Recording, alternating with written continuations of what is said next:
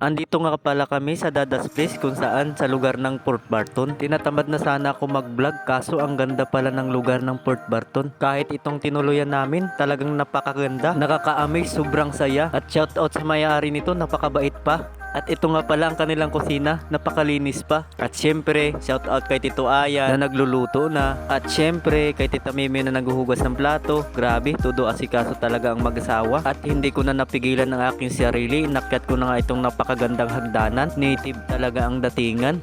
At syempre, pasisilip ko rin sa inyo ang kwarto dyan. Talaga naman, napakaaliwalas tingnan. Yung mga anak ko, ang sarap ng pahinga dyan. At kapag sa taas sumilip ka, hindi ka malulula at ang ganda. At pagkatapos mag-prepare ng pagkain ng mag-asawa, at kami saban sumakay na. Dahil pupuntahan nga namin ang mga isla. At ang kalsado nila ay siminto na. Diba ang ride mo safe pa? Haha, ang saya. Grabe, ang ganda. Dito nga pala kami sa Aplaya, kung saan napakalinis ng kanilang buhangin at ang dagat ay banayad pa. At habang inaantay namin ang bangkang sakyan namin, at ito tumambay muna kami sa buhangin. At hindi na nga napigilan ng mga bata. Sila na nga ay naglaro, inumpok-umpok ang buhangin at nagpagulong-gulong pa sa buhangin. At syempre habang busy ang mga bata, ito namang dalawang mag-asawa, ang sweet naman talaga. At ito na nga, ready to biyahe na. Sa bangka kami nakasakay na. At si Ate Rinalyn sobrang saya. Shoutout nga pala sa kanya. At syempre, selfie muna. At hindi ko na patatagalin, kami ngay ligtas nakarating sa unang destinasyon namin. Sandbar nga ang tawag nila dito at napakalinis pa. At ito na nga bumaba ako para sumunod sa kanila upang makita ang lawak ng dagat at ang buhangin sa gitna. Talaga naman, kay gandang pagmasdan, ang aliwalas tingnan at hindi ko na patatagalin. At ang turtle ay hinanting namin, kasama nga ito sa tour namin. At sa lawak ng dagat makita kaya namin. Naghanda na nga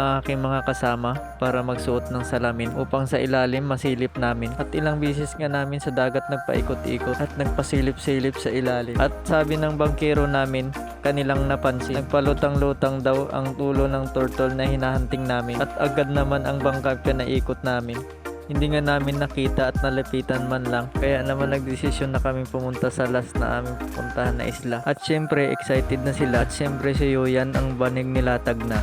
At ang mga bata relax mode na, si Maha nakaupo sa buhangin pa. At nung aking napansin, ang ganda pala talaga ng lugar dito. Nakaka-relax at habang sumisingot ng sariwang hangin, habang nakatingin sa magandang tanawin.